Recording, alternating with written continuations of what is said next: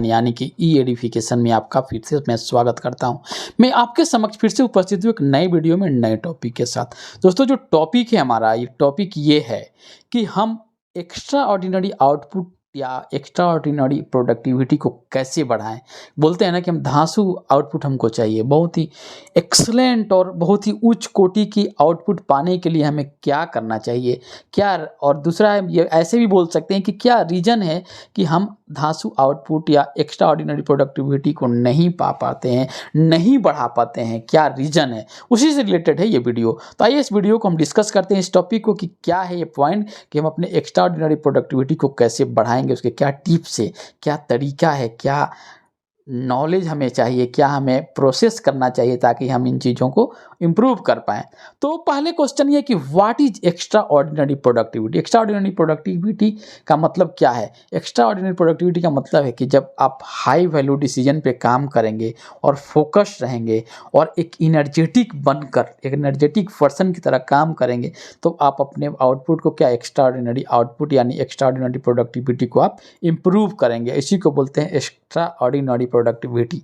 तो extra ordinary productivity को पाने के लिए हमें क्या करना है, तो इसके 5 रीजन है। पहला अगर हम बात करें 5 रीजन तो बाद में हम डिस्कस करें, पहले होंगे क्या रीजन है, क्या पहलू है जिस पे हमको ध्यान देना है ताकि हम अपने कैपेबिलिटी को हम इम्प्रूव करके हम एक्स्ट्रा ऑर्डिनरी आउटपुट बढ़ा पाएँ।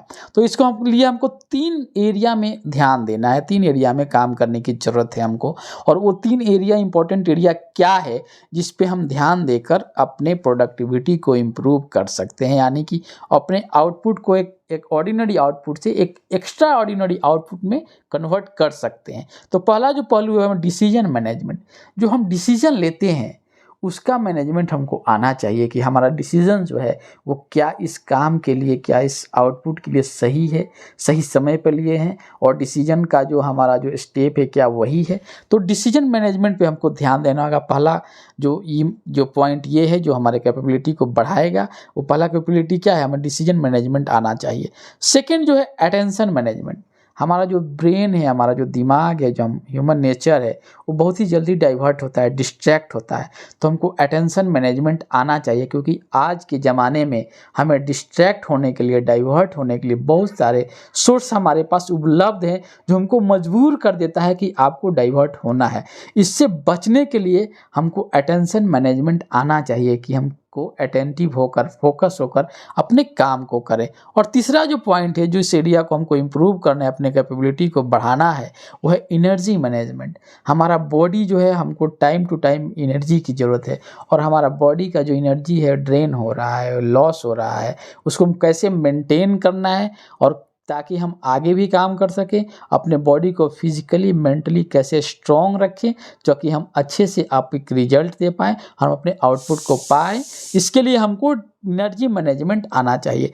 तो ये जो 3 एरिया है जहाँ से हम इम्प्रूव करके, जिसको हम मैनेज करके हम क्या कर सकते हैं, अपने कैपेबिलिटी को बढ़ा सकते हैं। अब आइए देखते हैं कि डिसीजन मैनेजमेंट में किन बातों का ध्यान देना है और अटेंशन मैनेजमेंट में किन बातों की ध्यान देनी है और एनर्जी मैनेजमेंट कैसे करना है। तो इसके लिए 5 पॉइंट है, मैंने पहले ही बताया था कि अगर हम बात करें डिसीजन मैनेजमेंट में तो डिसीजन मैनेजमेंट में क्या है। डिसीजन मैनेजमेंट ये है कि पहला act on the important, don't react to the urgent. हमारे पास 4 जो क्वाड्रेंट में मैंने डिस्कस किया था कि क्या है अर्जेंट, क्या है नॉट अर्जेंट, क्या है इम्पॉर्टेंट, क्या है नॉट इम्पॉर्टेंट, क्या है। इन्हीं चारों पॉइंट से मिलकर 4 क्वाड्रेंट बनता है। तो हमको जो काम करना है, एक्ट करना है और एक्स्ट्रा आउटपुट के लिए क्या हमें कहे, इम्पॉर्टेंट और नॉट अर्जेंट, यानी कि हमको एक्ट ऑन द इम्पॉर्टेंट पे काम करना है, अर्जेंट पे काम नहीं करना है। यही हमको जाकर लॉन्ग टर्म में रिजल्ट देगा। दूसरा पॉइंट क्या है, दूसरा पॉइंट ये है कि go for extra ordinary, don't settle for ordinary. आप एक्स्ट्रा ऑर्डिनरी के लिए बात कीजिए, एक्स्ट्रा ऑर्डिनरी पे काम कीजिए। ऑर्डिनरी और समान या साधारण रिजल्ट तो सबको मिलता है, आपको फोकस होकर एक्स्ट्रा ऑर्डिनरी आउटपुट को कैसे अचीव करना है उस पर ध्यान देना है। थर्ड जो पॉइंट है अटेंशन से रिलेटेड है। अटेंशन क्या बोलता है, schedule the big rocks, don't short gravel.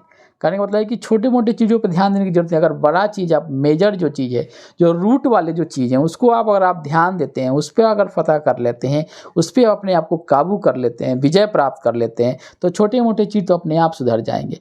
तो हमको बड़े चीज़ पे अटेंशन देना है, छोटी-मोटी चीज़ों पे टेंशन नहीं देना, वो ऑटोमेटिक सुधर जाएगा। तीसरा है कि rule your technology, don't let it rule you. क्योंकि हमने बोला है, हमने कई वीडियोज़ बनाई है, डिस्कस किया है कि जो टेक्नोलॉजी है ये हमारे दोनों है, हमारे लिए एक अभिशाप भी है और हमारे लिए श्राप भी है। हमारे लिए ये सही चीज़ भी है और गलत चीज़ है, ये डिपेंड करता है कि हम इसको कैसे यूज करते हैं। तो बोला जाता है ना कि टेक्नोलॉजी को आप यूज कीजिए, टेक्नोलॉजी आपको यूज नहीं करे। इसका सिंपल एग्जाम्पल ये है कि आपके पास मोबाइल है, इंटरनेट है, तो उसको आप कैसे यूज कर रहे हैं। उसको आप नॉलेज के लिए, इन्फॉर्मेशन के लिए, ज्ञान के लिए यूज कर सकते हैं। दूसरा, आप इंटरटेनमेंट के लिए भी यूज कर सकते हैं। इंटरटेनमेंट के लिए जितना ज़्यादा यूज मत कीजिए कि आप डिस्ट्रैक्ट हो जाएं। तो टेक्नोलॉजी को आप पर हावी नहीं होना है, टेक्नोलॉजी को आप अपने हिसाब से यूज कीजिए। और जो पांचवा पॉइंट है हमारे एनर्जी मैनेजमेंट से रिलेटेड है। एनर्जी मैनेजमेंट बोलता है कि फ्यूल योर फायर।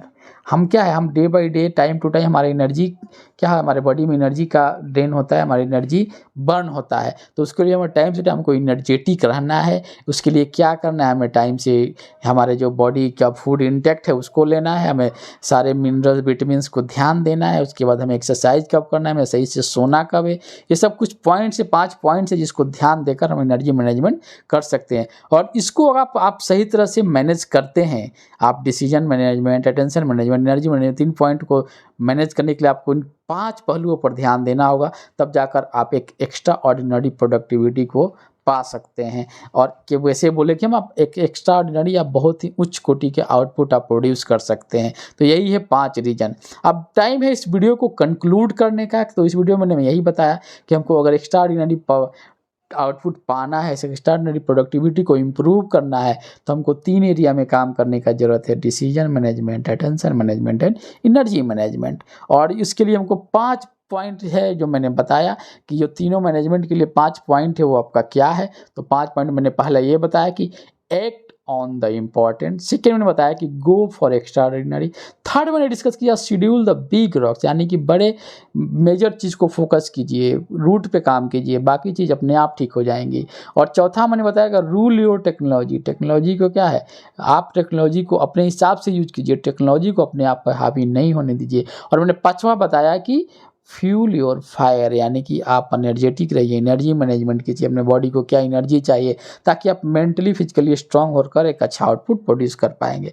दोस्तों, मैं आशा करता हूं कि ये जो वीडियोज़ है आपको कहीं ना कहीं किसी फॉर्म में आपको लगता है कि लाभ मिल रहा है, लाभदायक है, चाहे आपके ज्ञान के फॉर्म में, इन्फॉर्मेशन के फॉर्म में, आपके लर्निंग प्रोसेस के फॉर्म में आपको हेल्प कर रहा है। तो इस वीडियो को लाइक शेयर कीजिए। और आपके कुछ पॉइंट्स है, कुछ आप पॉइंट्स इसमें ऐड करना चाहते हैं तो आप कॉमेंट फीडबैक के माध्यम से हमें सूचित कर सकते हैं। दोस्तों, मिलते हैं आपसे फिर नए वीडियो में नए टॉपिक के साथ। तब तक खुश रहिए, मुस्कुराते रहिए और अपने लक्ष्य के प्रति अवसर कर काम कीजिए ताकि अपने गोल को अचीव कर पाएं। थैंक यू दोस्तों, और मैं आशा करता हूं कि आने वाला जो टाइम होगा आपके लिए बहुत ही महत्वपूर्ण एवं लाभदायक हो।